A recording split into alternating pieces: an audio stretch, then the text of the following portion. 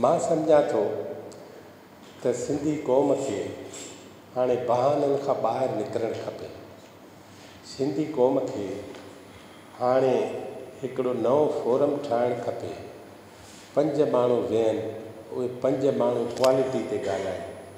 5 माण्हू वेहनि, उहे कंहिं न कंहिं विसारियल जे बारे में ॻाल्हाइनि। मूं उन ॾींहुं बि चयो त असांखे सिंध में 100 शाइर त मिली वेंदा, पर 100 वॾा कहाणीकार, 100 वॾा मौरिख़, 100 वॾा रिसर्चर, 100 वॾा साइंस जा वॾे में वॾा लेखक, उहे सिंधी कोन्हनि के। असां जेके अज़ीम आहियूं, क़दीम आहियूं, मोहन जे दड़े डांद खां वठी हेठि ताईं यको पंहिंजो सफ़र हलायूं था। हिन में का मायूसी जी ॻाल्हि कान्हे, पर पंहिंजी बीमारियुनि जी निशानदेही ज़रूरी आहे। जेसि ताईं डॉक्टर बीमारी जी निशानदेही नथो करे, तेसि ताईं उनजो इलाजु मुमकिन ई कोन्हे। अचो त हिननि सूरमनि खे यादि करे ऐं पंहिंजे बीमारियुनि खे बि ॻोल्हियूं ऐं घटि में घटि समाज जी नब्ज़ ते हथु रखी ऐं उन नब्ज़ जी धक धक ॿुधणु शुरू कयूं त असांजी सोसाइटी वञे केॾांहुं पई। मूं गुज़िरियल प्रोग्राम में बि चयो त असांजे दोस्त हिते अचनि था, पर पंहिंजूं नियाणियूं, पंहिंजूं भेणूं, पंहिंजूं मावरूं, उहे जेके हिननि प्रोग्रामनि में नथा आहिनि। सो अॼु मूंखे हिकिड़े दोस्त चयो त फलाणो शेख साहिबु तोखां कावड़िजी वियो आहे, मां उमिरि तो हाणे आयो आहियां, वरी ज़ाल हिते वठी अचां। त हिते मूं चयोमांसि त पोइ परायूं ज़ालूं हिते तूं ॾिसण थो अची छा? परायूं ज़ालूं बि त हिते वेहनि थियूं, भेणूं नियाणियूं वेहनि थियूं। इन करे घणियूं हिकिड़ियूं असां रुकावटूं, घणा हिकिड़ा बहाना, घणा हिकिड़ा उज़र ठाहे छॾिया आहिनि ऐं उन्हनि सभिनी खे ख़तमु करिणो पवंदो ऐं पंहिंजे अंदर में हिकिड़ी नई ख़ैरनुसा जाफ़री पैदा करणी पवंदी, जीअं अदी ख़ैरु हुई। ऐं मां कोशिशि थो कयां त मुंहिंजो जेकॾहिं हींअर बि कॉन्टेक्ट थी वञे आपी लेला बाना सां, उन मूंखे चयो त मुंहिंजी उहा 88 साल उमिरि आहे ऐं उन चयो त मूंखे तूं फंक्शन हलंदे ॿुधाइजांइ, त आउं कोशिशि कंदसि त मां ॻाल्हाए सघां। सो मां उन सां ॻाल्हायां थो। जे आपी असांजी लेला बाना ॻाल्हाए थी, उन त हुनखे सांडियो बि आहे, तातियो बि आहे, पालियो बि आहे, गॾु बि रही आहे, वॾो बि कयो अथसि। ऐं उन कल्ह मूंखे हिकिड़ियूं 10-12 तस्वीरूं बि मोकिलियूं आहिनि, जेके तस्वीरूं शायदि कंहिं वटि न हुजनि। सो हिकिड़ो नओं हिसाबु आहे, नओं ख़्यालु आहे, उहो असीं पेश था कयूं। अचो लोक विरसा कमेटी ते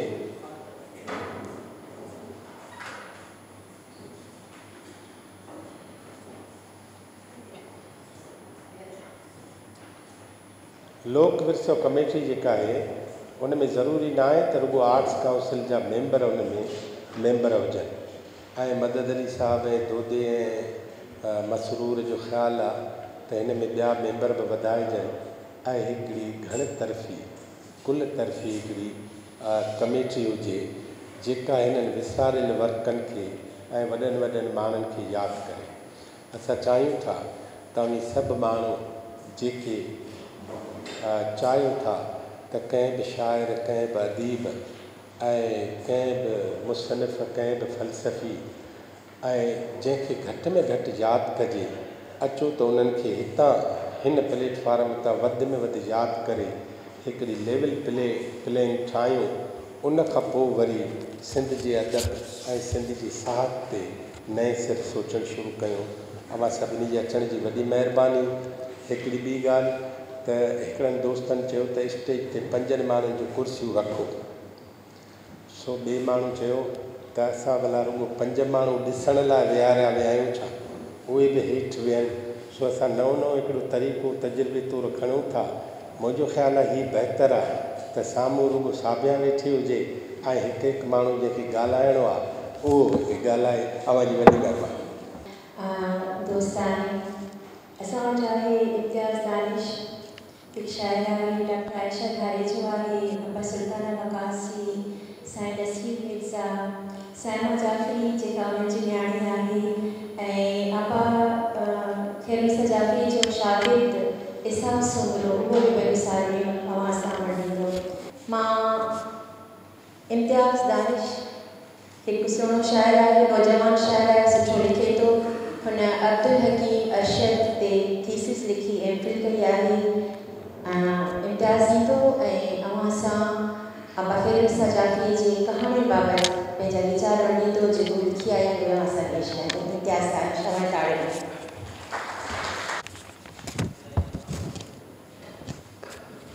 सफ़ा भेरो मां आर्ट्स काउंसिल लोक विरसा कमेटी डॉक्टर अयूब शेख ऐं ॿियनि दोस्तनि जो थोराइतो आहियां जिन मूंखे सिंधी हिकु अहिड़ी कहाणीकारा खे ॻाल्हाइण जो मौक़ो ॾिनो।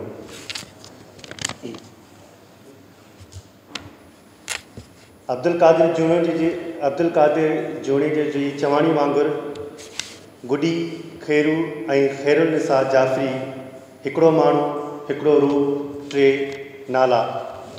संदसि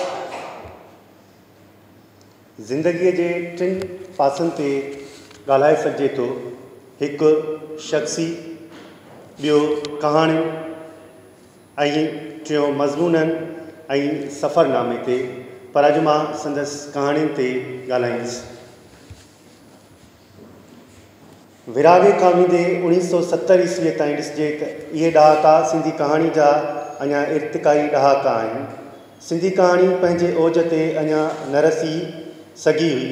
70 वारे ॾहाके में त बिल्कुलु कहाणी जी दुनिया में माठार हुई, पर पोइ ॿ बरजुस्ता कहाणीकार, हिकु माणिक ऐं ॿियो मुश्ताक शोरो, कहाणी जी दुनिया में अची उन माठार खे ख़तमु कयो।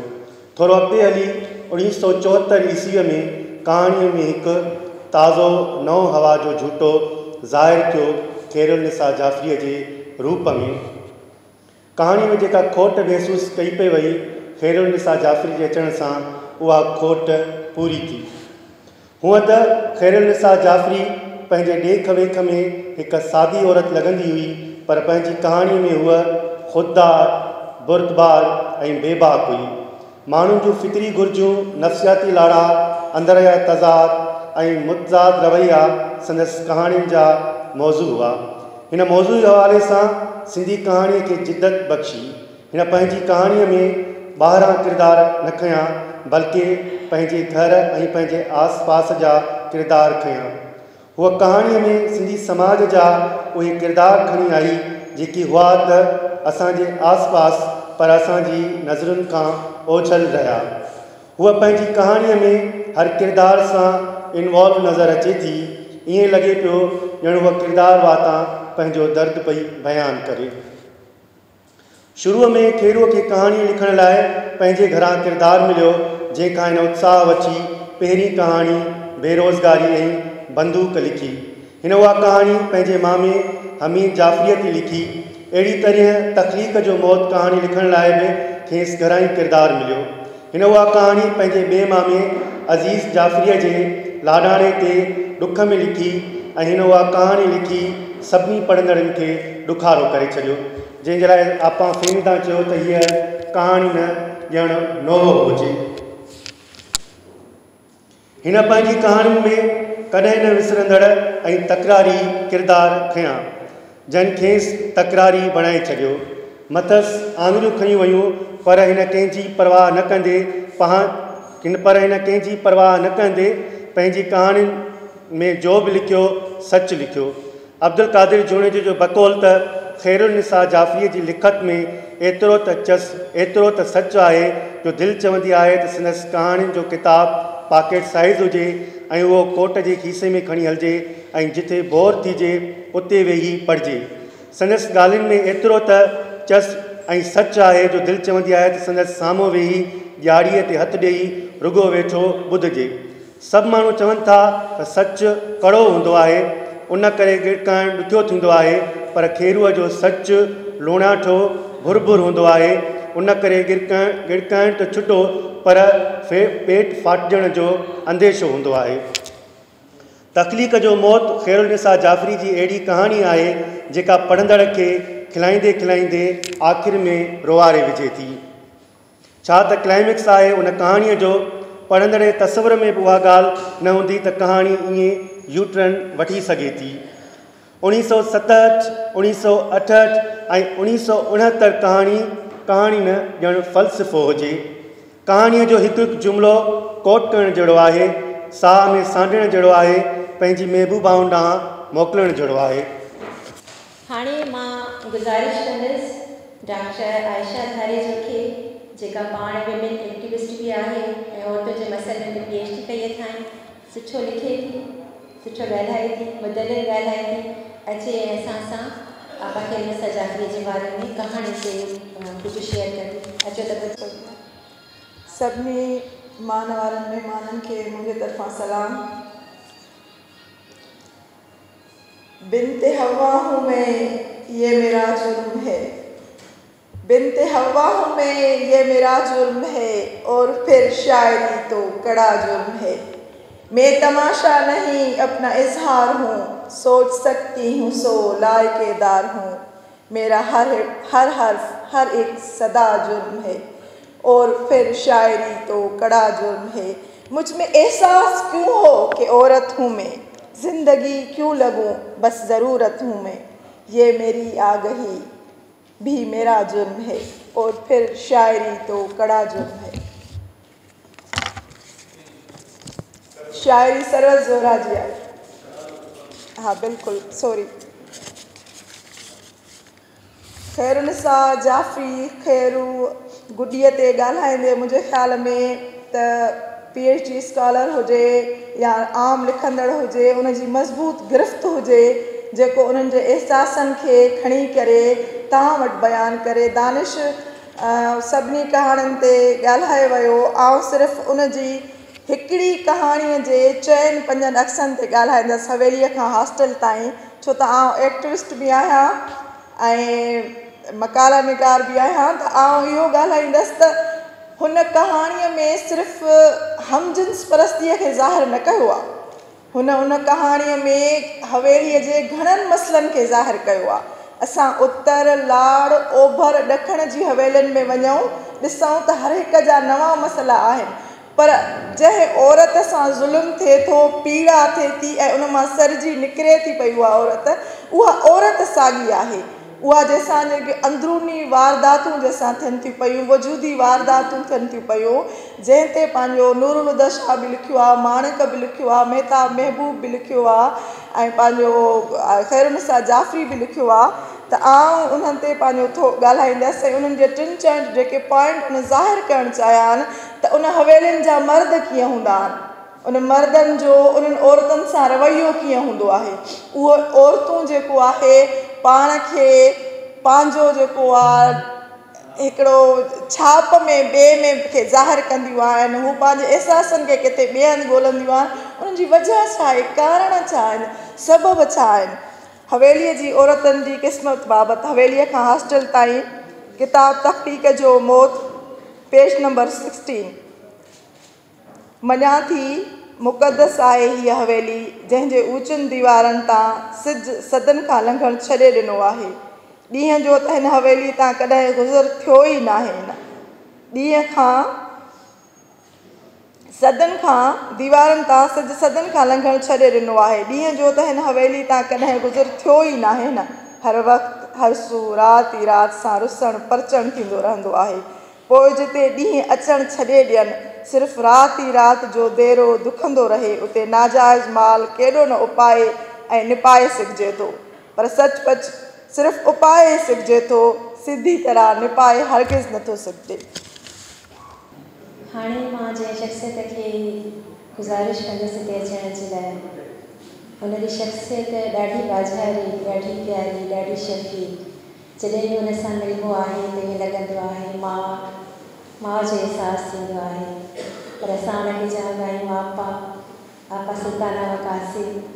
जॾहिं बि असांखे ॾिसंदी आहे, मिलंदी आहे जंहिंसां बि, त उहो पंहिंजे माउ जी शफ़क़त वसाईंदी आहे।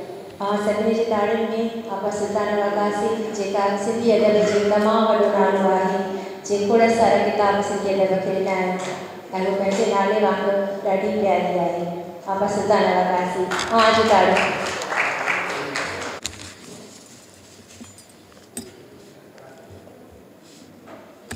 मान वारो मुंहिंजा साथियो, जंहिं कहाणी जो हिते ज़िक्र थिए पियो थो, पर कंहिं ईअं न चयो त सिंध जे कंहिं बि अदारे खे इहा हिमत कोन थी त इहा कहाणी छापे, ऐं इहा कहाणी हिंदुस्तान में छपी हुई, पाकिस्तान में कोन छपी हुई, जंहिंजी पोइवारी सॼी माणिक बि आयो। नूरुदा हिकिड़ी ॿ कहाणी ख़ैरू खां अॻु में लिखी आहे, पर इहा कहाणी जेको असां हिते वेही ॻाल्हायूं पिया ऐं खुली ॻाल्हायूं पिया उहो असांजे सिंध जे कंहिं पब्लिशर कोन छापी हुई। तकलीफ़ जो इहो जेको हमजन्स जेको ॿुधाइनि पिया हवेली खां हासिल ताईं उहो हिंदुस्तान में छपी, हिते पूंज में छपी हुई या कंहिं ॿिए रिसाले में छपी, पर हिते सिंध में घणनि ई अदारनि खे घणनि सभिनी खे ॾिनई पर कंहिं बि हुनजी कोन छपी हुई। इहा ॻाल्हि हिते वाज़े थियणु खपे। मां ख़ैरुनि सां मूंखे ख़बर हुई त हिते ख़ैरुनि सां जी कहाणियुनि जी छेड़छाड़ घणी थींदी ऐं उन जूं कहाणियूं बि उन ज़माने में मुख़्तसिर कहाणियूं आहिनि, एतिरियूं घणियूं बि कोन्हनि पर एतिरियूं जानदार आहिनि जो हू तारीख़ी हैसियत रखनि थियूं। हीउ उहो ज़मानो आहे जॾहिं मां अञा लिखंदी कंदी त हुअसि पर ॿाहिरि जी थोरी 2 मिंट वज़ाहत कंदसि त मां ॿाहिरि जी दुनिया में मूं ते पाबंदी हुई। मां ज़मींदारी घराणे जी छोकिरी हुअसि, अदब सां तालुक़ु हो, जमाल बुढ़ो मुंहिंजो मामो हो पर मुंहिंजो बाबा वग़ैरह असांखे तॾहिं त ॾिनई, पर मां ॿाहिरि जी दुनिया में 80 जे ॾहाके खां पोइ निकिती आहियां जॾहिं मां कराची में आयसि। उहो ज़मानो मुंहिंजो हक़ीक़त में जेको मूं पेर पातो आहे अदब जी दुनिया में, ॿाहिरि जी अदब जी दुनिया में, उहो उन ज़माने जो आहे। ख़ैरुनि सां जाफ़री मूंसां टकराई तक़रीबन 85 जे ज़माने में। हूअ तनवीर जूणे जी तमामु गहरी दोस्त हुई ऐं तनवीर मुंहिंजी दोस्त हुई। हाणे उहो ज़मानो ऐं उहो ऐं मां हिते हुनजी कहाणियूं, हुनजो अदब, हुनजो किरदारु उहो बि मां तव्हांखे ॿुधाईंदसि, पर मां तव्हांखे इहो ॿुधाईंदसि त ख़ैरुनि सां पाण छा हुई। उनवान अथसि न चवण जहिड़ियूं ॻाल्हियूं न सड़ण जहिड़ा ॾुख, अखियूं खोले ऐं अखियूं बंदि कर, इहो ई आहे ज़िंदगीअ जो सफ़रु। दुनिया जे तख़्ते ते ज़िंदगी जो किताबु आहे, किताब जा वर्क उथरजनि पिया ऐं पुठियां नवां वर्क लिखजनि पिया, बसि इहा ई आहे ज़िंदगी। अॼु ख़ैरुनि सां जाफ़री जी ज़िंदगी जो वर्क खोले पढ़ण जी कोशिशि कई अथमि। ख़ैरुनि सां जाफ़री जेका असां सभिनी जे लाइ अदी ख़ैरू हुई, ख़बर अथमि हिकु 2 ॿार अलाए जे 3 माड़ घर में माउ पीउ सां गॾु गुॾो ऐं गुॾी रहंदा, 2 भाउ भेण। इहा ई गुॾी अदी ख़ैरू सां मुंहिंजी मुलाक़ात हैदराबाद जी अदबी दुनिया में थी।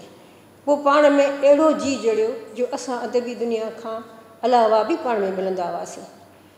तनवीर जूणे जो अदी ख़ैरू जी गहरी दोस्त हुई ऐं मां तनवीर जूणे जी गहरी दोस्त हुअसि। हीउ उहो ज़मानो हो जॾहिं मुंहिंजा ॿार स्कूल में पढ़ंदा हुआ। ऊन्हारे में 2 महीना ऐं सियारे में 15 ॾींहं मोकल थींदी हुई, सो मां हैदराबाद में अम्मा जे घर वञी रहंदी हुअसि। हैदराबाद में असांजी मुलाक़ातुनि जो सिलसिलो ईअं शुरू थींदो हो जो मां तनवीर जे घर वेंदी हुअसि त अदी ख़ैरू अची वेंदी हुई ऐं जॾहिं मां अदी ख़ैरूअ जे घर वेंदी हुअसि त उते तनवीर अची वेंदी हुई ऐं असां सॼो ॾींहुं कचहरी कंदा हुआसीं।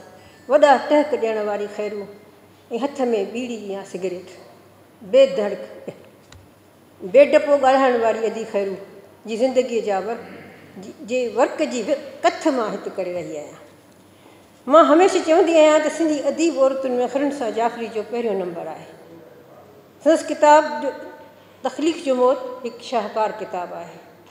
उन खां अलावा संदसि लिखियलु मज़मून ऐं तक़रीरूं बि न विसारण जहिड़ियूं आहिनि। सचुपचु बग़ैर कंहिं इख़्तिलाफ़ जे सिंधी अदब जी लीडिंग वूमेन आहे। हींअर लंडन मां मौजूदु आहे आपा लैला बाना जाफ़री ते पंहिंजे ख़्यालनि जो इज़हार कंदी। आपा अस्सलाम वालेकुम। मां ऑक्सफोर्ड मां पई ॻाल्हायां ऐं ख़ैरू मुंहिंजी कलीग रही आहे। मूंखे चवंदो आहे त आउं ख़ैरू सां जे में कुझु ख़्यालात जो इज़हार कयां। अवल त मूंखे डायलेमा इहो आहे त ख़ैरू चवां, ॿिड़ी चवां, ख़ैरू सां जाफ़री चवां, संदसि ज़िंदगी सेलिब्रेट कयां या संदसि विछोड़े जो ग़म कयां, ख़्यालात पेश कयां या जज़्बात जो इज़हार कयां। ख़ैरू मुंहिंजे ख़्यालनि खां काफ़ी उत्तम आहे। मां पाण खे उन लाइक़ु नथी सम्झां त संदसि उन जे लाइ ख़्यालनि जो इज़हार कयां, पर हुन जे लाइ जज़्बात हमेशह ज़िंदा आहिनि ऐं संदसि शख़्सियत जा कुझु पहलू ऐं मिसालनि सां पेश कंदसि। ख़ैरू मुंहिंजी प्यारी गहरी दोस्त सां मुलाक़ात 70 में थी, सिंध यूनिवर्सिटी में थी ऐं 70 वारे ॾहाके में ई असांजो जुदाई थी। कॾहिं कॾहिं पाकिस्तान अचणु थींदो या ख़तनि जे ज़रिए मुलाक़ात थींदी हुई, पर 83 में पाकिस्तान में यूनिवर्सिटी जॉइन कनि पर रहणु न ॾिनो वियो। उहो को ॿियो प्रोग्राम में ॻाल्हाईंदासीं। पर सिंध यूनिवर्सिटी जे फ़तह जो दौरु हमेशह वांगुरु सिंध जो मुश्किल ऐं इनकलाबी दौरु। सिंध यूनिवर्सिटी रातों-रात हैदराबाद ओल्ड कैंपस मां यामशहर मुंतक़िल थी वई। मौजज़ाती तरीक़े सां पहिरियों सिंधी वाइस चांसलर सैयद ग़ुलाम मुस्तफ़ा शाह साहब मुक़ररु थियो। शाह साहब सिंधी उस्तादनि जो सिंध यूनिवर्सिटी जे हर शोबे में नापियत उथण जो सख़्तु नोटिस वरितो ऐं मूं जहिड़नि केतिरनि जो मुस्तक़बिल रोशन थी। शोबे नफ़्सियात जी पहिरीं सिंधी उस्ताद खे तक़रीर असांजे हेड जे लाइ नाक़ाबिले क़बूल हो। यया ख़ान जो दौरु हो, मशरक़ी पाकिस्तान ऐं बंगाली जो मसइलो अरूज ते हो। सिंधी मुजीबुर रहमान ऐं बंगाली जे हक़नि जी सपोर्ट कई ऐं नतीजे में असांजा केतिरा उस्ताद हैदराबाद में मिलिया विया। मूंखे सिंधू देश ठाहिण जे इल्ज़ाम में हर तरह टर्मिनेट करण जी कोशिशि कई वई ऐं असांजे हमेशह कोशिश हुई मूंखे टर्मिनेट कीअं कयो वञे। ख़ैसि खे इहो सदमो बि लॻो त ख़ैरुन्निसा जी तक़रीरी बि उन ई डिपार्टमेंट में थी वई। ख़ैर सां पहिरीं मुलाक़ात दुख सुख ऐं साथी वांगुरु थी। असांजो तालुक़ सिंधी हुजण जो सूर हुयो। सुखनि जो साथी त विसारे सघिजे थो, पर दुखनि जा साथी हमेशह यादि रखनि था।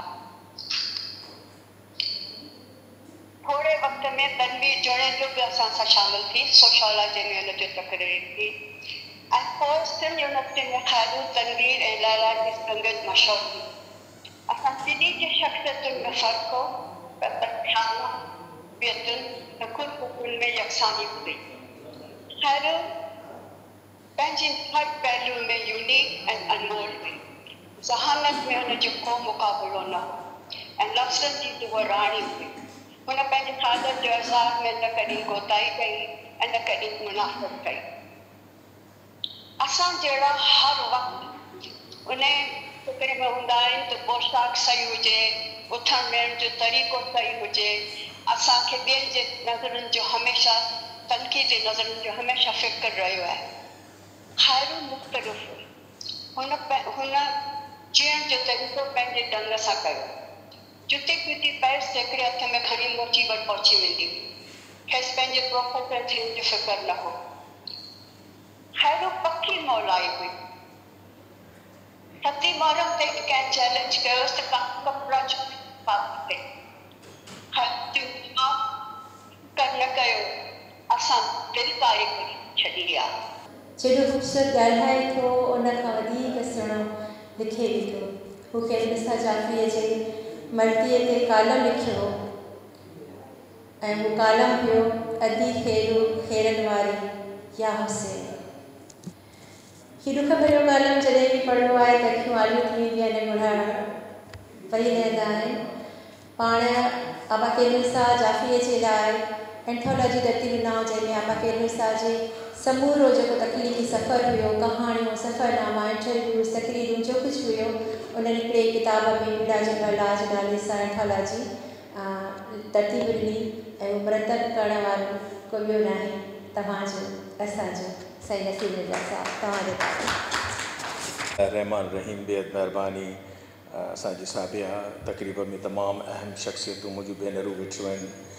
डॉक्टर फहमीदा हुसैन जे करे असांजी सभिनी न्याणियूं तहरीर जी दुनिया में पंहिंजो नालो हुननि पैदा कयो। अदी नूर रुताशा ख़ासि तरह सां गॾोगॾु अदी अनीस, अदी सुल्ताना वकासी, अदा मदद अली सिंधी ऐं ॿिया दोस्तो नाज़िर महमूद साहब इस्लामाबाद जा हिते वेठा आहिनि। ऐं कहाणियुनि ते गुफ़्तगू कोन कंदुसि, छाकाणि त साइमा बाबा मुंहिंजी न्याणी वेठी आहे जंहिंजो जनमु असांखे यादि आहे। पर छाकाणि त 10 मिंटनि जी जेका पाबंदी आहे उहा असांखे अयूब शेख नाफ़िज़ कई आहे। ऐं अयूब सां हमेशह फ्रैंक थींदे चवंदो आहियां त हिकिड़ो अयूब ख़ान हो जंहिं 1958 में मार्शल आई त चप बंदि रखो, ॻाल्हायो न।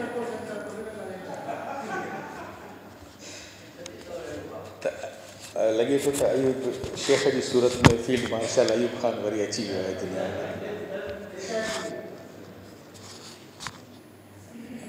ऐं माना प्रोफेसर्स लेक्चर्स वांगुरु कोन ॻाल्हाए सघंदुसि। ऐं साइमा खे ख़बर आहे त ख़ैर सां जैफरी जी जेका आहे उनजो फैमिली मेंबर आहे अमा शीरीन, बाबा अहमद अली ऐं 1976, 78 खां वठी मुंहिंजी ख़ुशनसीबी त आदि नूरबुदा शाह खे मां शहर अॻु वांगुरु वेझो रहियो आहियां। आदि फहमीदा खां थोरो डपु लॻंदो, इन करे हुन खां परे परे रहंदा हुआसीं त दड़को न ॾेई छॾे। पर आदि नूर सां ऐं गुॾीअ सां त तव्हांखे ख़बर आहे मुंहिंजूं जेके आहिनि से दिलियूं कोन्हनि, छा आउं चई थो सघां। हींअर लैला बाना जेको लफ़्ज़ चयो त मौलाई, त पोइ ख़ैर ॾिसां जूं माना इहो ई ख़ासि जेको असांजे विच जी रिश्तो हो असांजो, उहो इहो ई हो त उहो मौलाई हुई, असीं बि मौलाई हुआसीं। जॾहिं हिक ॿिए सां असांजी वाक़फ़ियत पैदा थी, दोस्ती जो रिश्तो, मोहबत जो रिश्तो, ख़ैर ॾिसां असां शायदि ई केरु गॾिजी वेही पींघे में लुॾी सघंदो हूंदो, ऐं गॾु लुॾंदो हुउसि। मूंखां पोइ जामी वारा, इज़हार वारा, उहो हुन सां वधीक फ्रैंक थिया। ऐं हुनजी अमा शीरीन जेका इंतिहाई सादी सूदी हिकिड़ी हल्का फुल्का कपिड़ा पाईंदड़ ॻोठाणी तलहार जी ख़्वाजा औरत हुई।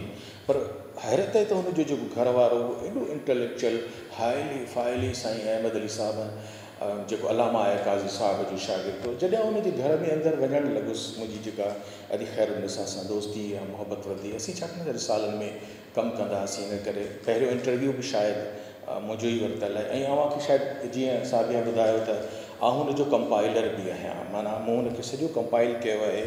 पीड़ा जो पड़लाव ही किताब रोशनी पब्लिकेशन शाये कयो आहे, जंहिंमें 99% हुनजी तहरीरुनि खे आउं गॾु करण में कामयाबु थी वियुसि हुनजी ज़िंदगीअ खां पोइ। पर 1% हुनजी तहरीरूं अञा बि आहिनि जेकी टिड़ियूं पकिड़ियूं पियूं आहिनि। ख़ैर सां असां टंडो आगा जो मजलिसूं हुजनि, टंडे ठोड़े जो मजलिसूं हुजनि, महफ़िल हुसैनीअ में या हुसैन करबला, साइमा हुनजे पाण त आउं चवंदुसि त कच्छ ते, पर साइमा चवंदी त मुंहिंजी ढिढे ते आहे। त साइमा हुनजी ढिढ ते हूंदी हुई, रओ कॾहिं कोन पाईंदी, ऐं मुहरम में हू जुती पाइणु पसंदि कोन कंदी। टंडे ठोड़े जी मजलिस हुजनि या महफ़िल हुसैनी जूं हुजनि, त ख़ैर सां असीं सभु पाण में गॾु हूंदासीं। ऐं कुझु हुन जूं ख़ैर सां 25 साल जी उमिरि में मेच्योर एज में हुन पहिरियों अफ़सानो लिखियो आहे। ऐं अफ़साने जो जीअं तव्हां सभु ॿुधो पिया त उनजो नालो मामा हमीद आहे। हाणे साइमा खे ख़बर आहे त मामा हमीद असांजो, मुंहिंजो बि ईअं ई दोस्त आहे। उहो ख़ैर सां गॾु थोरो 2-4 साल वॾो हूंदो या थोरो सीनियर हुयो, पर उहो हुनजो मामो हुयो। ऐं हीउ तमामु हाई फाई लिटरेचर वारो जेको घर में जेको हुनखे माहौल हो। जॾहिं ख़ैर सां वेझो थियुसि त मूंखे ख़बर पई त जीअं असीं मदद असीं आहियूं, अदी नूर आहे, असीं कुरतुल हैदर खे, सादत सरमंटो खे ॿुधाइण में को हर्ज कोन्हे त असांजी इंस्पिरेशन जॾहिं असीं उसरूं पिया त असांजी इंस्पिरेशन इन ई क़िस्म जा राइटर आहिनि। त ऐं मूं जॾहिं खोज लॻाई त ख़ैर सां जी जॾहिं तहरीरूं पढ़ियूं, ख़ासि तरह सां ख़ैर सां जी जेको मार्वलस जेको कहाणीअ खां हुनजी कहाणी पहिरीं हल्की फुल्की आहे, जेका मामा असांजे हमीद जे रेफरेंस सां आहे, पर असुल में हुनजो पहिरियों जेको शाहकार मज़मून आहे उहो ताज़ियती मज़मून आहे, जेको असांजे अब्दुल हक आलमानी साहब जे बारे में आहे। ऐं शेख हयाज़ जॾहिं परख रिसालो कढियो त हीअं हानियो करे हाय, छाकाणि त साइमा खे ख़बर आहे त अब्दुल हक आलमानी जंहिंजो अपेंडिक्स में ओचितो इंतकाल थियो, मुंहिंजो टीचर हुयो, असीं पढ़ंदा हुआसीं हुन वटि मुस्लिम कॉलेज में। हुनजी घरवारी हुस्ना, उहा प्रोफेसर लेक्चरर हुई। ऐं बिल्कुलु अदी गुरीअ जे घर जे साम्हूं त ओचितो रोज़ु राड़ो थियो त पक आलमानी वियो।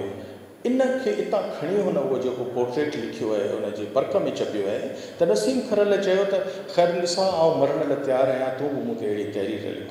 त गुॾीअ खे ज़ाहिर में गुॾी छॾींदासीं असां। त अदी गुॾीअ जो जेको मूं हुनजी इंस्पिरेशन जॾहिं ॻोल्ही त जॾहिं मूं हवेली खां हॉस्टल 1967, 68, 69 जंहिंजे अफ़साने जो आउं डिटेल में कोन वेंदुसि, उन ते कहाणीकार ॻाल्हाईंदा, नक़ाद ॻाल्हाईंदा, असीं पढ़ंदड़ आहियूं, हुनखे पसंदि कंदड़ आहियूं। त ख़ैर निसा जी ख़बर पई त आउं तव्हांखे ॿुधायां त ख़ैर निसा जे हर माण्हू जी तहरीर जी हिकिड़ी तव्हां खोज लॻाईंदो, तव्हांखे क्वालिटी नज़र ईंदी त उहो छा आहे अंदरां। त ख़ैर निसा जी जेका इंस्पिरेशन आहे उहा असमत चौथाई आहे, ॻाल्हि साफ़ु आहे। अॼु नूर वेठी आहे, हुनखे सादत समंटू वणे थो, मूंखे मदद खे कुरतुल हैदर वणे थी। असां उन्हनि मां अंदरां निकिरूं था, उन्हनि खे पढ़ूं था त असीं इंस्पायर थी पंहिंजो तहरीर कयूं था। त ख़बर पई त अस्मत, छाकाणि त अस्मत जो जॾहिं तव्हां लिहाज़ पढ़ंदो, जेके पढ़ंदड़ वेठा आहिनि जिनखे अस्मत, जिनखे पढ़ियल आहे, त अदी गुॾीअ जी कहाणियुनि ते उनजो शेडो आहे, पर हू छाकाणि त नफ़्सियात जो माहिर हुई, इन करे हुनजी शयुनि में हिकिड़ी त जेका साइकोट्रिस्ट तरीक़े जी साइकोलॉजीअ वारी जेका गहराई ऐं डेप्थ आहे उहा हुनजी कहाणियुनि में आहे। ऐं ॿियो, अस्मत खां ॿाहिरि जॾहिं ख़बर पई, जंहिंजो उहो हवालो बार बार ॾींदी रही आहे, त बाबा मूंखे पसंदि आहे जस्टिस कियानी। तव्हांखे ख़बर आहे त कियानी साहिबु फील्ड मार्शल अयूब खान जी जेको लाइफ लॉन्ग किताबु आहे, उनजो प्रीफेस कोन लिखियो, उनजी तहरीर में केॾो हुस्न आहे, उछल आहे। जस्टिस कियानी गुफ़्तगू करे या तहरीर में को जुमिलो लिखे त उन में स्टायर आहे ऐं इन में उछल आहे। त गुॾी जेका आहे उहा इन ॿिनि ॻाल्हियुनि जो इम्तिज़ाज हुई, ख़ैरुनिसा अस्मत चुग़ताई ऐं जस्टिस कियानी जे तहरीरुनि जे विचां निकिती ऐं पंहिंजे रंग सां आई। अॼु फ़हमीदा मूंखां कॾहिं बि केरु दोस्त पुछंदा आहिनि त असांजी सीनियर टई विच में असीं आहियूं, असांखां पोइ टई आहे, त कहिड़ियूं एॾियूं ॿ माइलस्टोन शख़्सियतूं आहिनि, ॿ वॾियूं लेजेंड शख़्सियतूं आहिनि जिन सां सिंधी अदब इंसाफ़ कोन कयो आहे, उन्हनि खे उनजो ड्यू रिस्पेक्ट कोन ॾिनी आहे। उन मां हिकिड़ी ख़ैरुनिसा आहे, ॿियो माणिक आहे। त आउं हिन कमेटीअ खे मुबारकबाद पेश कयां त हू ख़ैरुनिसा जो जेको ड्यू, जेको उनजो पोस्चर आहे, या जेका उनजी लिटरेचर में जेका हैसियत आहे, जेका वर्थ आहे, उनखे अञा असां कंहिं बि नक़ाद ज़ाहिर कोन कयो आहे। हाणे आउं इख़्तिसार सां ॿुधाईंदुसि त अदी गुॾी जो जेको ऐं स्किटर्ड गुफ़्तगू कंदुसि। अदी गुॾीअ खे अमा शीरीन सां बेहद मोहबत हुई। अमा शीरीन हिकिड़ी या हुसैन करबला सॼो ॾींहुं या हुसैन खां अलावा हुनखे का ॿी शइ कान वणंदी हुई। ऐं बाबा जेको जाफ़री साहिबु हुयो वॾो प्रोफेसर, उहो जॾहिं डेथ बेड ते हो त तव्हांखे हैरत थींदी, मूंखां पुछंदो, बाबा तूं ॿुधाए त इहो भला फिशारे क़बर थींदो छा? वञे पियो दुनिया मां, पुछे मूंखां पियो, बाबा तूं मूंखे ॿुधाए त फिशारे क़बर थींदो? क़बर डोड़ी डोड़ी अची चिपाड़े छॾींदी, भला पाण खे ईअं थींदो छा? भला मुनकर नकीर ईंदा छा? अम्मा बि जेका एॾी सादी हुई त अदी ख़ैरू हुनखे चवंदी हुई त बाबा ही मुनकर नकीर कोन्हे, ही नसीर आहे। उन ते हू इंजॉय कंदो। हू अलामा आहे ग़ाज़ी जो शागिर्दु हुयो, तमामु फ़िलासफ़ी हुन ते ख़तमु, इल्मु उन्हनि ते ख़तमु। अदी अमा शीरीन जी तव्हांखे ॻाल्हि ॿुधायां, अमा शीरीन जंहिं महिल ख़ैरुनिसा हिकिड़ो जुमिलो जेको चयो आहे त उन तां उन मुंहिंजे जहिड़ा त हज़ारे जनम क़ुर्बान, हू चवंदी त आउं अमा शीरीन सां एॾी मोहबत थी करियां जो नसीर जेकॾहिं मूंखे कॾहिं थीसिस लिखिणो पियो त पोइ अमा जी जुतीअ ते थीसिस लिखंदुसि, पंहिंजी वालदा जी जुतीअ ते थीसिस लिखंदुसि। तव्हांखे यादि हूंदो त मुल्तान जा हिकिड़ा सादा लोह आसा वांगुरु उहे पेतियुनि में चढ़ी करबला ते विया, हितां समुंड जे किनारे तां। उनजी फातिमा धीअ हुई, उनजो चाचो हो, ॿार बच्चा चूपड़ियूं पिया पीअनि, चूसूड़ियूं पिया पीअनि, उहे सभु हुन में पेतियुनि में बंदि थिया आहिनि, उनखे पेतियुनि खे ढक ॾिना अथनि। उहे पोइ चाचो धिके पियो हुयो, वञनि था करबला बसरी ऐं बगदाद था वञनि, पेतियुनि में चढ़ी। उन ॾींहुं आउं अदी गुॾीअ वटि वेठो हुअसि त हीअ प्रोग्राम में न्यूज़ में आयूं पे PTV जी न्यूज़ में राति जो 9 वारियूं। अम्मा ॾिसे पई त हीअ इन क़िस्म सां करबला पे विया। हू सादा सिफ़त एॾी, अड़े बाबा मूंखे ख़बर हुजे त आउं बि कंहिं पेतीअ में चढ़ी पवां। इहा हुई अमा शीरीन अदी गुॾीअ जी वालदा, जंहिंजे पेर जी जुतीअ ते हुन थीसिस पई थी लिखे। अदी गुॾीअ खे, अदी नूर खे यादि हूंदो, अदी गुॾीअ खे मुंहिंजी ज़िंदगीअ में मूंखे जेके ॿिनि भेणुनि शदीद जेके मूंखे वणनि थियूं, अदी नूरुल्दा शाह, मूं उनखे बि कंपाइल कयो आहे। मूं उनजो सॼो केॾारो, अदी पंहिंजे मसरूफ़ियतुनि में हुई, मूं उनजी सभु कहाणियूं गॾु कयूं आहिनि, उनजो बैक टाइटल लिखियो आहे ऐं उनखे मेड़े केॾारे जे नाले सां। केॾारो हैदराबाद जे पस मंज़र लिसानी फ़सादनि ते शाहकार हिकिड़ी तारीख़ आहे जेका अदी नूर जो उन कहाणी में सभु समायल आहे। ख़ैर, मूंसां प्रेस क्लब में शाम थी त मूं चयो, बाबा मुंहिंजे लाइ जेकॾहिं सदारत कंदी त अदी नूरुल्दा शाह कंदी, ख़ासि महिमान हूंदी त असांजी अदी ख़ैरुनिसा जाफ़री गुॾी हूंदी। ऐं ॿियो मुंहिंजो उस्तादु मोहतरम आहे जंहिं पढ़ायो घटि दड़का वधीक ॾिना आहिनि, डॉक्टर ग़ुलाम अली अलाना। मुंहिंजी दिलि चए थी त मुंहिंजी हिमत अफ़ज़ाई जे लाइ उहो बि हिन तक़रीब में हुजे। हाणे अदी गुॾी छा आहे, जस्टिस कियानी वारी सिटायरिस्ट जेका ख़ातून आहे, पहिरीं त आई रिक्शा में चढ़ी टंडे वली मोहम्मद शीरीन कॉर्नर, उहो घर आहे हुननि जो, जिते जी पींघे में असीं लुधी आया आहियूं। पन जूं बीड़ियूं असां पीअंदा ई कोन, अदी गुॾी असां पन जूं बीड़ियूं वठी बि वेंदा हुआसीं, गॾु हुन सां पीअंदा वियासीं। अदी गुॾी आहे रिक्शा में, मथे आई, मूंखे चई त अचण सां हमिलो कयईं, चई बाबा रिक्शा जंहिंमें आई आहियां, उन मूंखां पुछियो त केतिरो भाड़ो, कितना पुछियोमांसि कितना किराया दूं, त पुछी त मूं हुनखे उन रिक्शा वारो पुछे पियो जंहिंमें आई आहे टंडे वली मोहम्मद मां प्रेस क्लब जे दर ते अची लथी आहे, त उन खां पुछे पियो, उहो पुछेसि पई त भाई तुमको कितना किराया दूं, त उन चयुसि त आप जितना चाहें मुझे दे दे। तो चई हाँ, जो पहले एक बेशर्म बेगैरत बेहया था, मैं पहले भी यहाँ आई थी, उसने मुझसे 15 रुपये लिए थे। वही एक जलील एक कमीना आया था, उसने मुझसे 13 रुपये लिए थे। तो चई त पोइ उन रिक्शा वारे चयो त बाजी आप न मुझे 15 दें न मुझे 13 दें, आप मुझे 14 रुपये दें। हाणे उनजो अदिलूर सदारत पई करे, पाण असांजी ख़ासि महिमान आहियां, जॾहिं बि वञणु थींदो आहे उन बहाने सां जॾहिं को गुज़ारे ॾींदो आहे त अदिगुरी जी तुर्ब ते वेंदा आहियूं त न को ॿिड़ियूं हूंदियूं आहिनि, न को पना हूंदा आहिनि, ऐं न को बाल पेनूं हूंदियूं आहिनि, पर उनखे वेंदो आहियां, यकीन करियो त मूंखे हिकिड़ो उर्दू शेर हमेशह यादि ईंदो आहे, अदिगुरी जो आवाज़ु ईंदो आहे, मिलाओ ख़ाक में हमको मगर ये यादि रहे, मिलाओ खाक में हमको मगर ये याद रहे कि हमसे लोग दोबारा नहीं मिला करते। सभी जे अॻियां मां जेके ॿुधाईंदसि उहा आपा खेरु जाफ़री असांजी गुड़ी उनजी वाहिद प्यारी अकलियत थी साइमा जाफ़री, जेका उन्हनि जो ख्वाब हुई, जेका उन्हनि जो प्यार हुई ऐं प्यार आहे, ऐं उन्हनि जी ख़्वाहिश हुई त कामयाबु थिए, ऐं साइमा उन्हनि खे कामयाबु थी ॾेखारियो, first position BA first position में खणी उन्हनि चार थी प्रोफेसर थी, ऐं हिन वक़्तु सिंध यूनिवर्सिटी में उहो उस्ताद ज़फ़र अहसन जामे में आहे। तव्हांजी तारीफ़ में असांजी आपा जी वाहिद निशानी साइमा जाफ़री। हॉल में ॾिठल सभु मम्मी जा दोस्त, असांजा प्यारा, कंहिंजो नालो वठां कंहिंजो न वठां, ॾाढो ओवरवेल्म्ड पई फील करियां।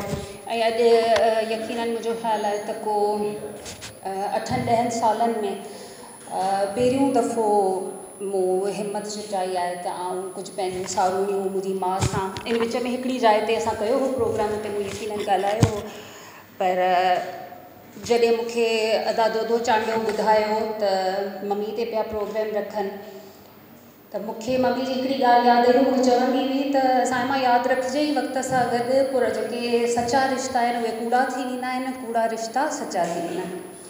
त मूंखे फील थियो त मुंहिंजे ॿारनि सां शायदि मुंहिंजो रिश्तो कूड़ो हो, उहो सचो थी वियो आहे, माउ सां सचो हो, उहो शायदि कूड़ो थी वियो। इलाही ॻाल्हियूं हुयूं जेके मम्मी जूं मूंखे विसरी वियूं, मूं यादि कयूं, ऐं मुंहिंजो अॼु ॻाल्हाइण जो बसि मुंहिंजो यादगिरियूं आहिनि, पर मूं उनवान रखियो आहे इन जो मुंहिंजी यादगिरियुनि जो डस्टबिन। इंसानी ज़िंदगी कई पैराडॉक्सिस जो मजमूओ आहे, ऐं इन्हनि पैराडॉक्सिस मां हिकिड़ो पैराडॉक्स इहो बि आहे त असांजा क़रीबी रिश्ता असांखां ओचितो विछड़ी वेंदा आहिनि। मुंहिंजी नानी जंहिंजो ज़िक्र तव्हां हींअर ॿुधो, मामा नसीर खां बि हाजाणी शीरीन, उनजी ओचिती वफ़ात जेका थी उन खां पोइ मम्मी सचमुच त पंहिंजे हवासनि में बि घटि हूंदी हुई, पंहिंजो पाण में बि घटि हूंदी हुई, ऐं उहो मम्मी जे लाइ हिकिड़ो वॾो टर्निंग पॉइंट हो, नानीअ जो ओचितो विछोड़ो। ऐं उन खां पोइ मूं मुतवातिर ॾिठो त मम्मी हूअं बि मौत जे मौज़ू सां इलाही अपसेस्ड हूंदी हुई, छो जो अंदरो अंदर उहा सारी ॻाल्हि लिटरेचर जी बि हिकिड़ी शागिर्द हुई, नफ़्सियात जी उस्ताद हुई, शागिर्द हुई, पर हुन में नाना अज़ीज़ जो ज़िक्र तव्हां ॿुधो, शुकुरु थियो त असांजो नानो हमीद जेको मम्मी जो मामो, उहो मम्मी खां इलाही पोइ गुज़ारे वियो, न त अलाए छा थिए हा। पर बहरहाल नानीअ जे विछोड़े खां पोइ मम्मी जे लाइ ज़िंदगी पाण चवंदी हुई त मुंहिंजे लाइ रवां दवां त आहे, पर ज़िंदगी अलाए किथे आहे। मम्मी जी ज़िंदगी सां जुड़ियल कुझु किरदार आहिनि जिन जूं कुझु रफ़ क़िस्म जूं मुंहिंजूं यादूं आहिनि जेके मूं अॼु जोड़ियूं आहिनि, ऐं मुंहिंजो अॼु जो मौज़ू बि उहे किरदार ई आहिनि। त इहा हिकिड़ी का स्टोरी कोन्हे, पर इहे मुंहिंजा फीलिंग्स आहिनि। पहिरियों किरदारु बुरके वाली ख़ाला जेके चयो वेंदो, बुरके वाली ख़ाला जो ज़िक्र हींअर मामा नसीर तव्हांखे ॿुधायो त मम्मी ॿिलियुनि खे खाधो खाराईंदी हुई, उहो दर हक़ीक़त मम्मी कोन खाराईंदी हुई, असांजो टंडे वली मोहम्मद जो इलाइक़ो जिते असांजो मशहूरु घर शीरीन कॉर्नर जेको तव्हां यकीनन ॿुधो हूंदो पढ़ियो हूंदो, उते जो मशहूरु किरदारु हूंदी हुई बुरके वाली ख़ाला। उर्दू ॻाल्हाईंदी त हुनखे ख़ाला चवंदा हुआ। ख़ाला जो मम्मी सां उहो ई रिश्तो हो जो ख़ाला बि मौत खां अपसेस्ड हुई। ख़ाला जो नौजवान पुटु कैंसर विझे गुज़ारे वियो, तंहिंखां पोइ हूअ बापे में कोन हूंदी हुई ऐं ख़ाला जो महबूब मशग़लो हूंदो हो ॿिलियुनि खे छीछड़ा विझणु। उहो ॾींहं में 2 दफ़ा निकिरंदी हुई ऐं नानी जी वफ़ात खां पोइ मम्मी हुन सां गॾु गॾु पाड़े में निकिरणु शुरू कयो। मूं मम्मी खे शेक्सपियर जा मम्मी जा ई किताब पढ़ी ॿुधायो हो त पंहिंजो पाण सां गॾु जे वॉक कबी आहे त सवालनि जा जवाब मिलंदा आहिनि। मम्मी ख़ाला सां गॾु गॾु वॉक कंदी हुई, उहो ई दरी जंहिंजो तव्हां ज़िक्र ॿुधो, उन मां हमीद चाचा हेठि ॾिसी चवंदो तोभां हुजूम में एॾियूं तनहा औरतूं, ऐं आउं हमीद चाचा खे चवंदी हुअसि त तनहा औरतूं कोन आहिनि, हीअ तन्हाईअ में हुजूम लॻाइण वारियूं औरतूं।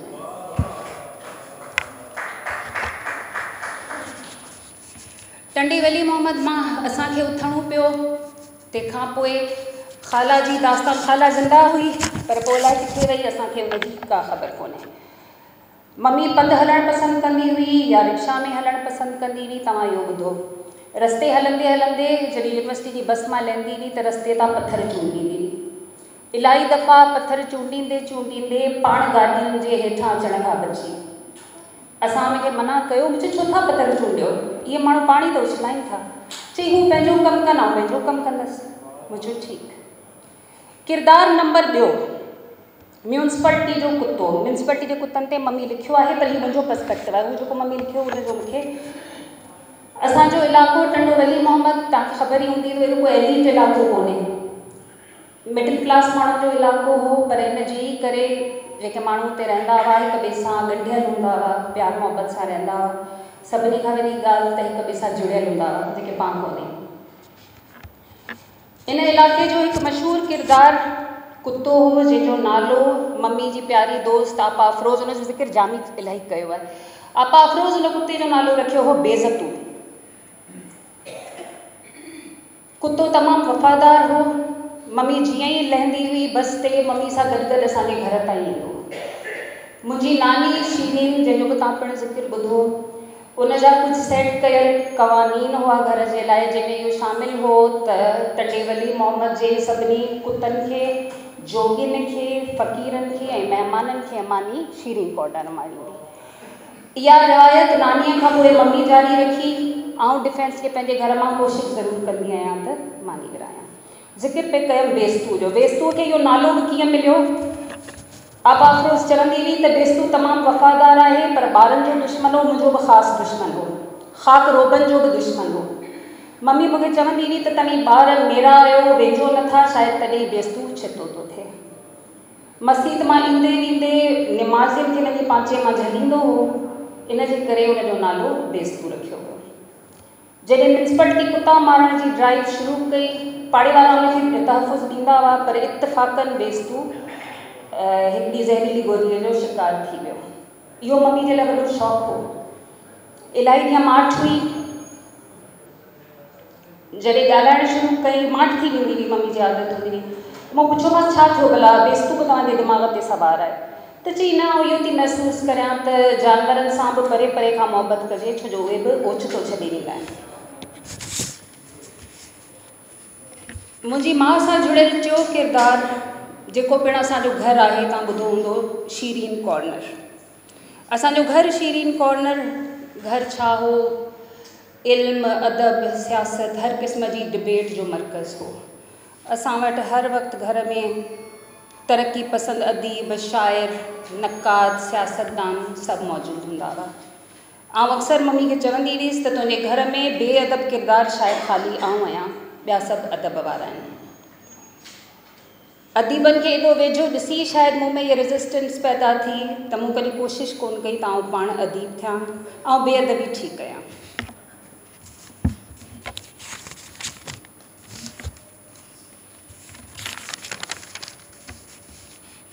मुंहिंजी माउ जे लाइ संदसि दोस्त, ख़ानदान, लिखणु पढ़ण वारा, हुन जा नंढा नंढा मुहबत जा रिश्ता, संदसि ज़िंदगी इन्हनि जे ई गिर्द घुमंदी हुई।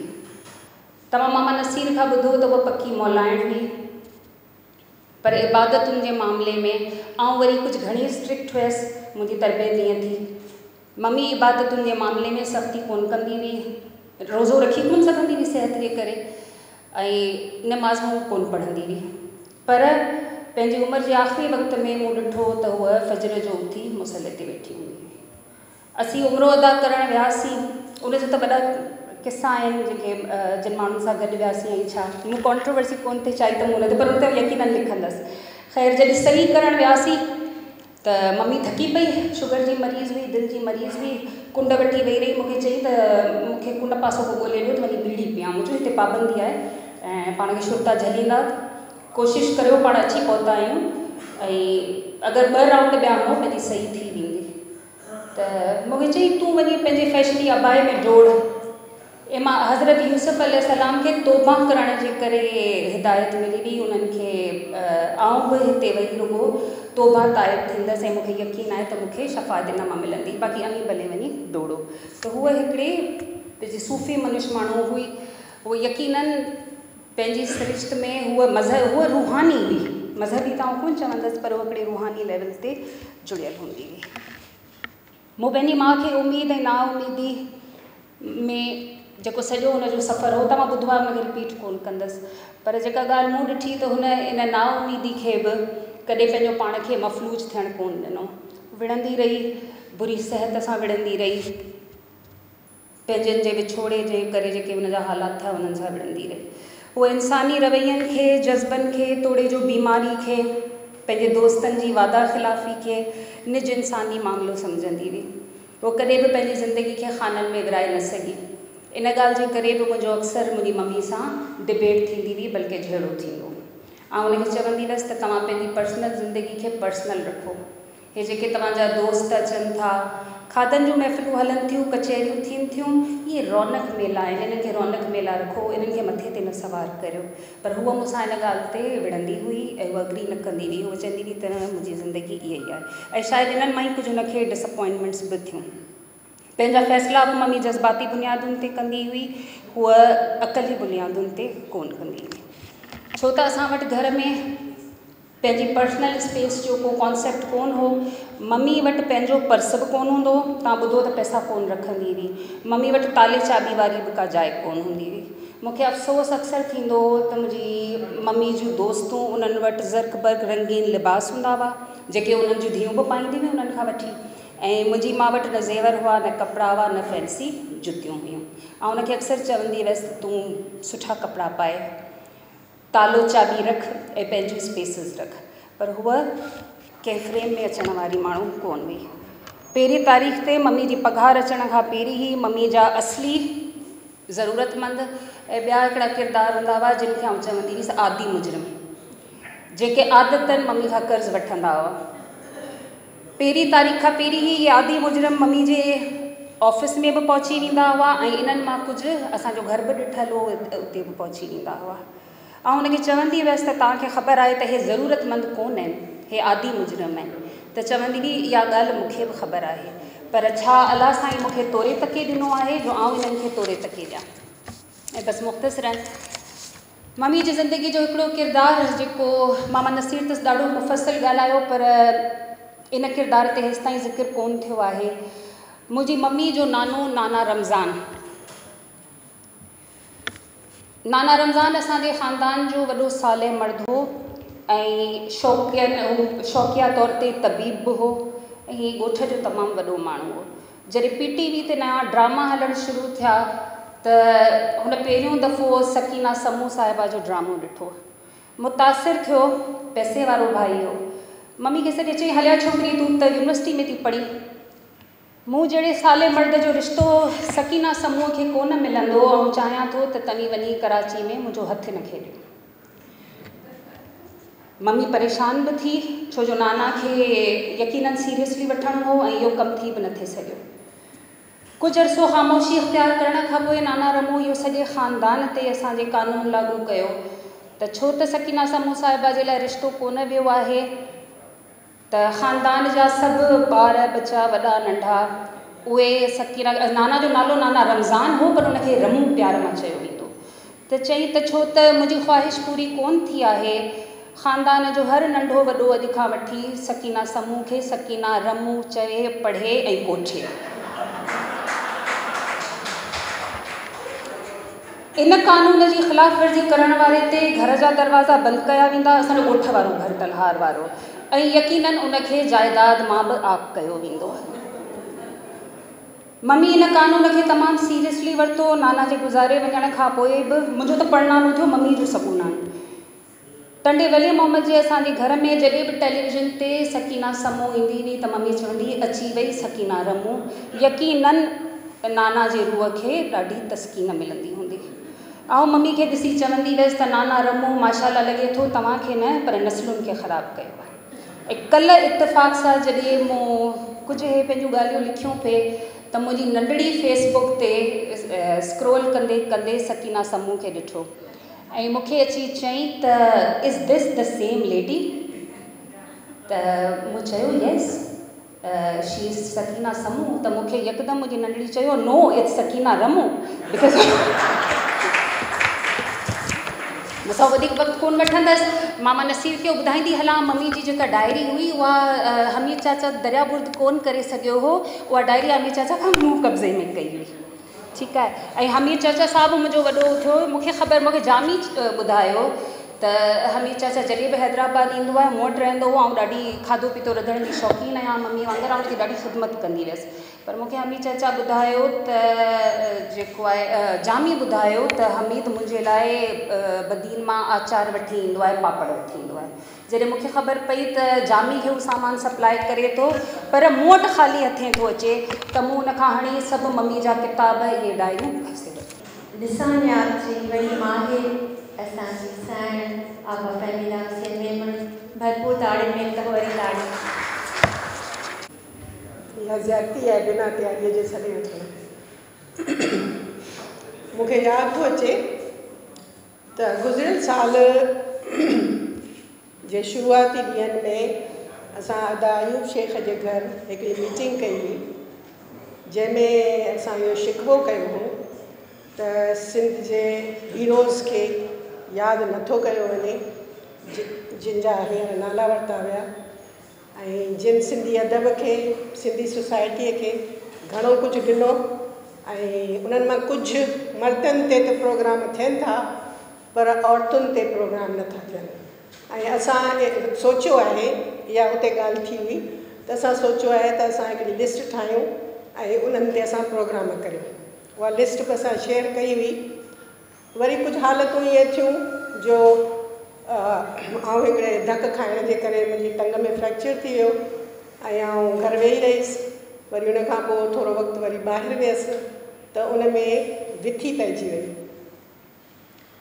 वरी हाणे असां थोरा ॾींहं पहिरीं हिकिड़ो प्रोग्राम ठाहियो जंहिंमें असां 6 शख़्सियतूं, पहिरीं त असां 7-8 शख़्सियतूं खयूं हुयूं जंहिंमें हिकिड़ी बेगम ज़ीनत अब्दुल्ला चन्ना हुई जंहिंजो असां उनजी धीअ सां ज़िक्र बि करे छॾियो हो पर छो जो ही विथी पइजी वई ऐं हुन जूं भेणूं लंडन में रहंदियूं आहिनि उहे आयूं पे त हुन चयो त दी तव्हां तॾहिं आउं ॿाहिरि हुअसि तव्हां ही प्रोग्राम करिणो हो पर हाणे ही वक़्तु अहिड़ो आहे जो मुंहिंजूं भेणूं पहिरियों दफ़ो हिकिड़े हंधि असां सभु हूंदासीं त असां इहो प्रोग्राम करणु था चाहियूं, तव्हां कॾहिं ईंदा?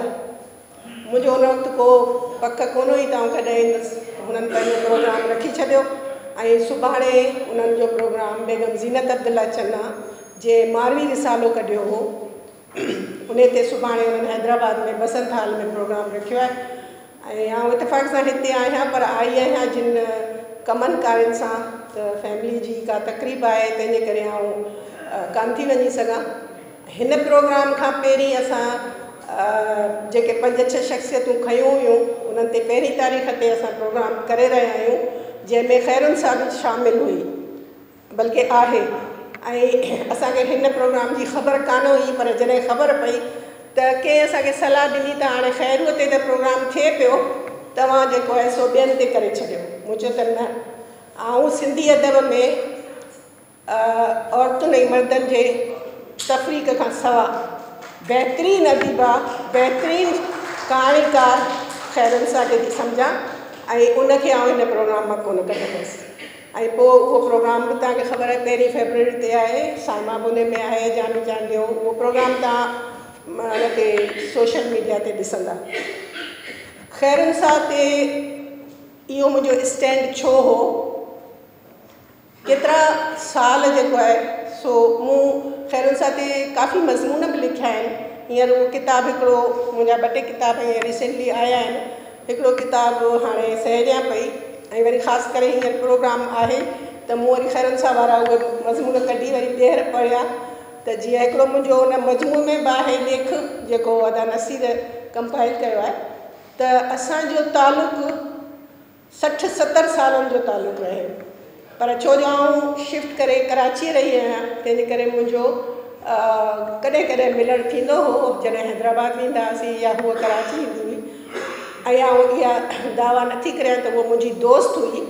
यूनिवर्सिटीअ में पढ़ाइण जे दौरान असांजूं मुलाक़ातूं थींदियूं हुयूं, पर नंढड़े हूंदे उहा मुंहिंजी वॾी भेण जमीला सां क्लास फेलो हुई। लैला बाना, जमीला ऐं ख़ैरुनिसा जाफ़री, इहे टई टने वलियूं में रहंदा हुआसीं। असां हिकिड़े पाड़े में रहंदा हुआसीं। ऐं आउं जमीला जी नंढी भेण हुअण जे करे हुनजे घर में अचणु वञणु हो, पर आउं दोस्ती ई नथी चई सघां। हुन में जेका सटायर या मिज़ाज जी हिस हुई उहा तव्हां हींअर साइमा में ॾिठी त हुन कहिड़े सटल नमूने सां उहो अंदाज़ हो जंहिंमें हुन वटि जेके ॻाल्हियूं हुयूं उहे ख़ैरुनिसा जूं सिकूं लाहे रहियूं हुयूं। सिंधी अदब में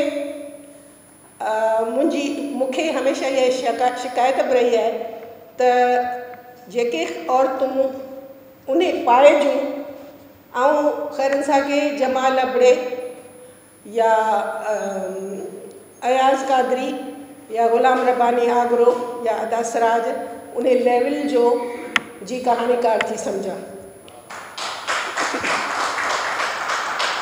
पर दुख जी ॻाल्हि इहा आहे त जमाल अबड़े ते प्रोग्राम थींदो, अयाज़ कादरी ते विच में 2-3 प्रोग्राम थिया ऐं ॿियनि ते बि थींदा रहिया आहिनि, पर ख़ैरुनिसा खे उहो मुक़ाम ऐं उहा मञता जेका हुअणु खपंदी हुई, हुनजो रुतबो वॾो आहे, हुनखे मञता जी ज़रूरत न आहे। हुनखे जेके पढ़नि था उहे हुनखे सम्झनि था, पर हिकिड़ी सोसाइटीअ में हिकिड़ी मञता हूंदी आहे, हिकिड़ो अहिड़ो अदब जो वॾो नालो उनखे यादि न कजे, इहा हिकिड़ी ज़्यादती आहे।